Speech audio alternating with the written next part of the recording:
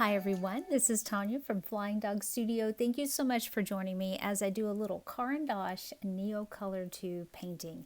As you can see, I'm taping something down to my desk with washi tape. That washi tape was my first mistake in this little project, and we'll talk about that in a few minutes. But what I am taping down is a watercolor canvas sheet. And if you've never used these before, you can buy them in a pad, kind of like regular paper, and I'll have all of these listed down below. We'll talk about that more in detail in a minute. But first, these are my Winsor & Newton brushes. I have a size 6 round and a 13 millimeter. This comes from their Cotman series, and my round is trying to run away. I have a cup of water, and then off screen I have my little microfiber cloth. And now for the Caran colors. This is my set, and these are the Neocolor 2. So these are the water soluble pastels. And these are the ones that I have chosen to use. First of all, we have a yellow green, and this one is the light olive, and then I have a yellow, and this one is the golden yellow. I think that's my favorite color in this set. We have brown, and this is my other favorite. This is turquoise blue. Then for the gray, I have a light gray, and I use this one all the time. This is umber. I actually need to buy another one. It's kind of getting down there. And this is the dark olive. Now I will have all of these that I hold up as I'm using them, except I forget to do it on the first one, but I catch up with that here in just a moment.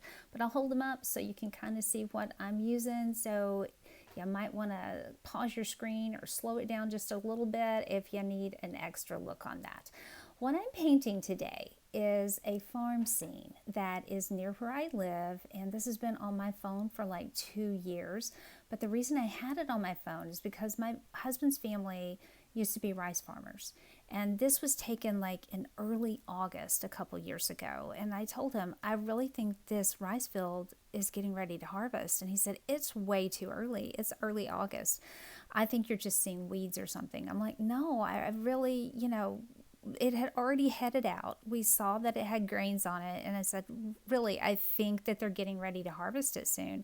So we drove by there a few days later, and he's like, oh my goodness, take a picture of that because I want to send it to my brother. He needs to see this because this is not the way he remembered it. If you do not live in the South or live in an area where there is rice farming, it used to be that early August was way too soon to be harvesting rice, but with advances in different varieties, I guess now they have an earlier harvest time. So that's how I came to have a picture of a rice field on my phone, and I still had it on my phone. So I thought, I think that would make a good picture. So that's what I'm doing here.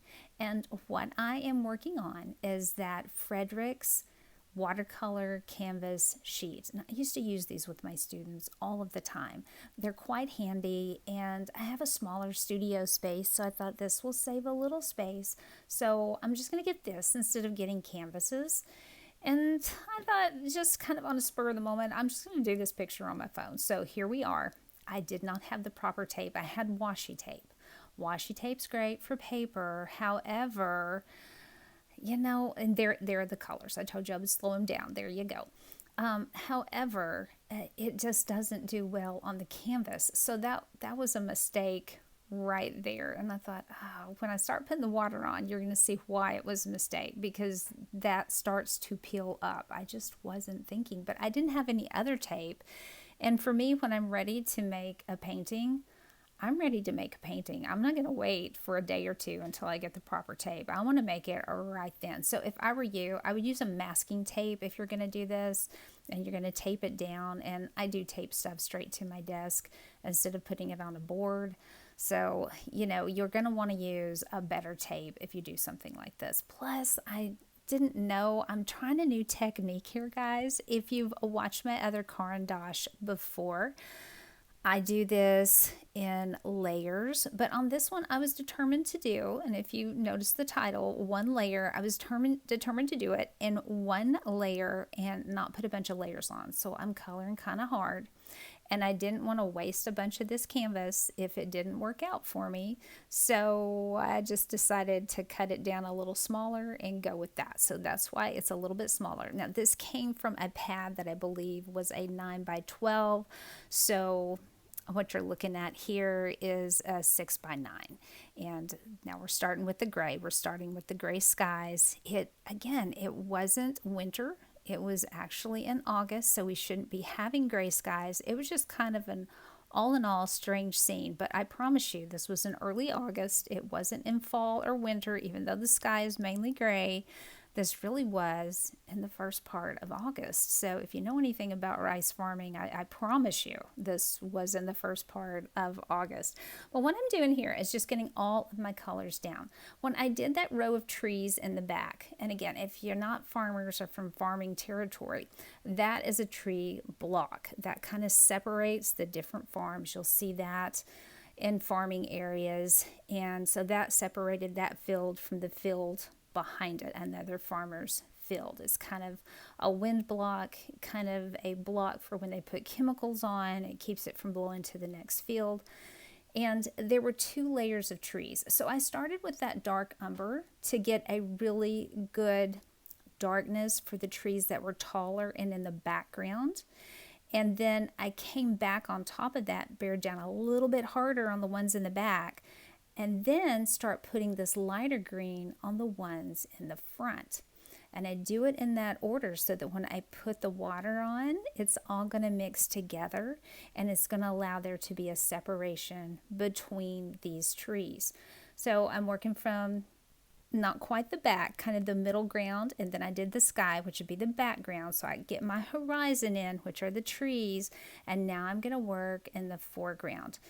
And I started with the trees so that I could get kind of a good roadmap for where everything else went. I wanted to make sure I set those at the proper height on the paper. And now we're working on the field. And the part I'm working on right now are the levees. So rice fields, even though in farming areas the ground looks flat, it won't be. So these little levees are to help the rice be watered evenly throughout the field, and they're done on the contour of the land, so they look like big green snakes going through the field.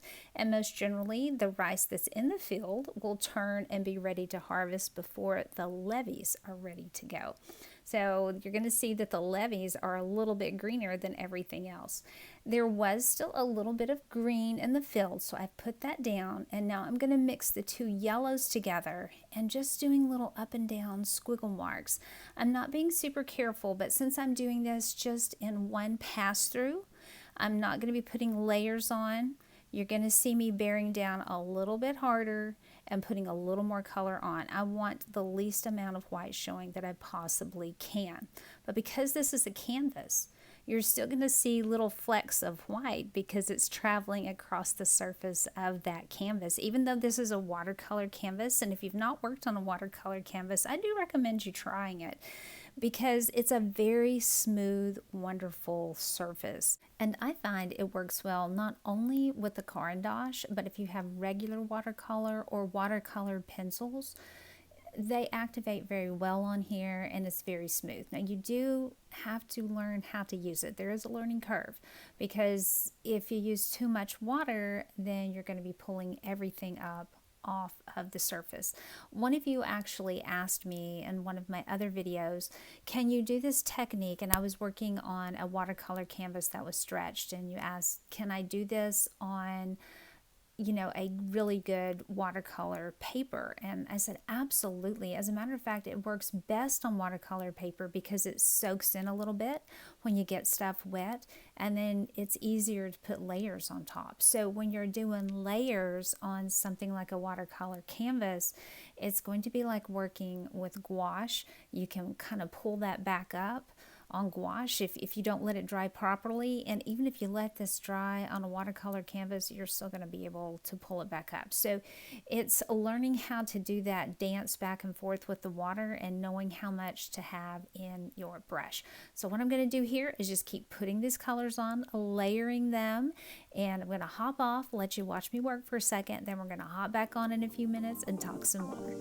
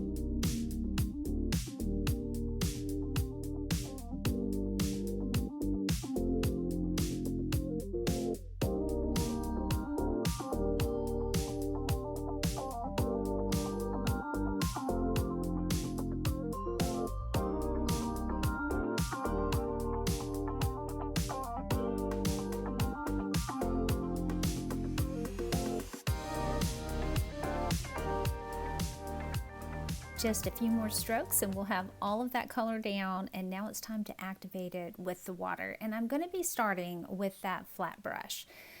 And you can see I'm doing kind of, there's not a lot of water on there. You didn't see that part, that's kind of off screen, but I wanted you to see a close-up of what I'm doing.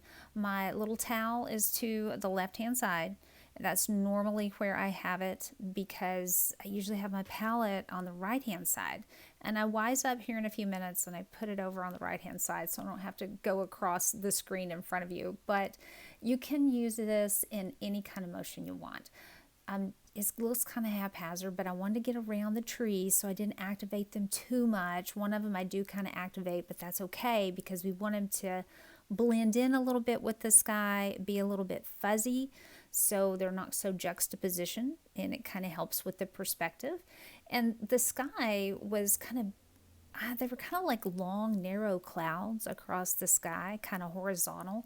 So I'm using that kind of technique with my brush, except for one area at the top, and they were kind of tiny little puffy, weird clouds. I don't know how to explain it. You would think I would. I learned this kind of stuff in college, but I don't remember. Okay, this is the area over on the left-hand side where I just put some water down. You can see I touched the tree a little bit, activated it, not a problem.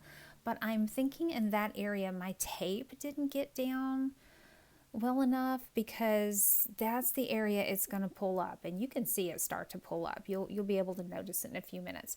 Okay, I've switched over to that size 6 round and I'm doing a different motion. There's a little bit of water on my brush, not a lot, but you can see how much water is on that canvas. And the trees I was just working on, I'm doing kind of a circular motion to activate all of this. I don't want to go back and forth, and I'm starting with those darker areas, the ones with the trees that are farther back.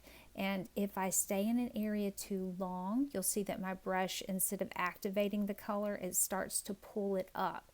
So when that happens, I just go back and do short little taps on top, just right there, little taps, and then it redistributes that color. So again, kind of a learning curve, but once you use it, I think you will love the results with this watercolor canvas. Now I've cleaned my brush because this is a lighter area, and you can see I keep going over and getting the excess water off my brush. Don't want too much. Okay, now I wised up, put it over there on the right hand side, and we're going to keep working.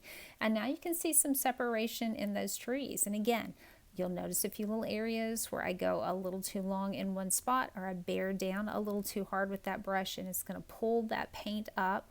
But if you're very careful, you can come back and do little tapping motions and get that right back on. So the paper at this point on the left hand side is going to be lifting up, and I can already see that it's separated somewhat. I think I got a little too much water over there and I didn't get it pushed down enough, so it lifts there and buckles slightly, but I'll show you how we're fixing that at the end.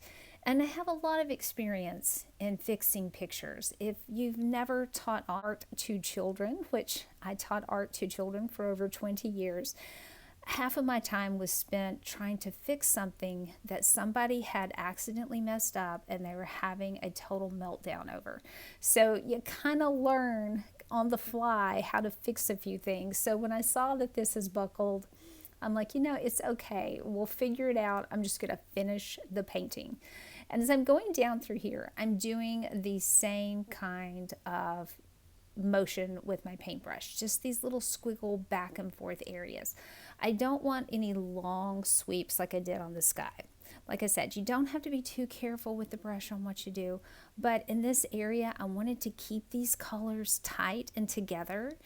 And I am, when I switch like to little areas and I go down to the green, when I get to the leaves, I'm going to rinse my brush because I don't want to mix the yellows in with that. So be certain to rinse your brush each time you switch to a different color so that you don't mix those together.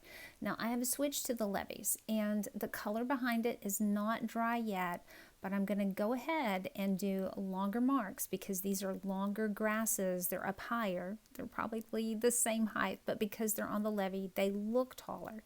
And I'm going to go ahead and let that paint on top. It's a darker color, and even though it's hitting that yellow in the background, it's a stronger color and it's going right on top. So I'm being careful to activate in the field the lighter colors first, and then when I need to put a color on top, I already have that lighter color activated, and then I can activate the darker color next. So I'm going to do that especially with this levee right in front of us, the one that's in the foreground.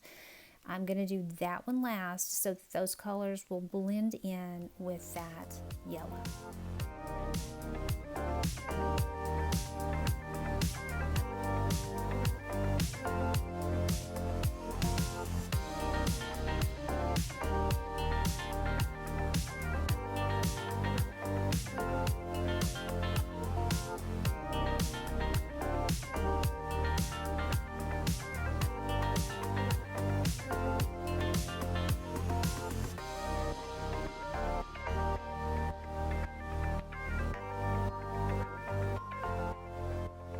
As I said, these are longer grass areas, so I have a different motion that I'm doing with the brush. I'm following the direction the grass grows, so my brush has almost a diagonal kind of movement across the paper. Now, if you'll notice over on the left hand side, if you haven't been paying attention, how that has completely pulled away the tape. And yep, there I noticed it. It's really getting buckled on me, but that's okay. It's even pulling away from the top. But I'm going to go ahead and try to smooth a few areas out before we let this dry. And I've got a little more water on my brush because I want to get some of that color activated that had not completely activated. Here's how I'm trying to fix my problem. I have my hairdryer out. Now it looks like I'm right on top of it, but I'm not. I'm kind of a ways above it. And it's just the angle of the camera that makes it look like that. I'm drying the top. And we're gonna put, you can see how it's really kind of wet still, but I'm gonna let this dry and flatten it out as much as I can by just doing the hair dryer. And I have it all the way on high heat, and it's not so high on the air drying part, but as you can see, it flattened it out quite a bit. I had to pull out my water brush here because some of that got underneath the tape, and I went around the edge. And that's what I'm talking about. You can lift colors straight up off of there. I have a white now, and I'm adding a little detail. This is my final thing that I really like to do with these Neocolors. I'm not putting any more paint on. Nothing else is going to be activated. That water brush was simply to clean up around the outside edge. And I'm coming back and I'm doing some detail. This adds a wonderful texture, and you can really see it with that white on those clouds. I love doing this as the final step with this Neocolor on canvas. And I don't believe I've actually used this technique on paper, doing the Neocolor on top of it without activating it, but I am going to be doing that because I really like the look of that on the paper. So that's what I'm going to be doing here. I'm going to be picking out the highlights, especially in those trees in the background. I'm satisfied with those, but I think the ones that are in the foreground on those trees in the back can actually have a little bit more detail to them. Also in the grass that is growing up in the levees, because in farmland, a lot of times you can see on the levees there will be some grass, and some of it will be a lighter kind of a gray-like towards the end of summer, and that's what we're seeing here. So I'm just getting all of these details in, and I'm gonna let you watch me do that for a minute, and I'll hop back on in just a second.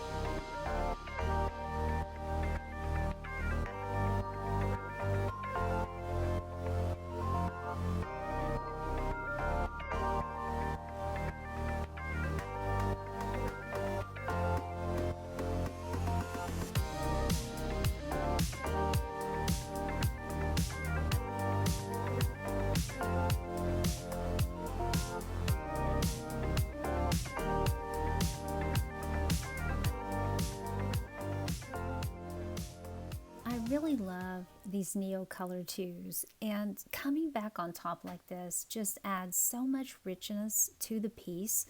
These are fabulous colors. If you haven't tried Neocolor 2s, I do recommend you purchase some. You can get smaller sets, and I believe you can even curate your own set. Just buy the ones that you want, just kind of off the stock on things. And now we need to flatten this paper. And I keep calling it paper, it's a canvas. So what I'm doing, I'm putting a piece of paper on top, and then I'm putting books on top. And I'll show you how many I have here. I have a couple down below, and they're all Bible books. So we're going to hope that the word of the Lord was kind of heavy on this and flattened it out for us. This is the next day. I just let it set there, and when I pulled it off, did it fix it? It did, except for one little corner, and that's okay. It doesn't hurt my feelings. So, that's fine. And you can tell from the back that it's a little bit on the edges, but if you matted this, it would be fine. So thank you so much for joining me. I'm always happy when you guys are here. If you have any questions or comments, please put those down below. I'm always happy for us to have art discussions on here. And I have some more of these coming up. I'm also going to do some more in my Wonder Journal. I hope you'll join me for those. But until then, my friends, I will see you in the next one.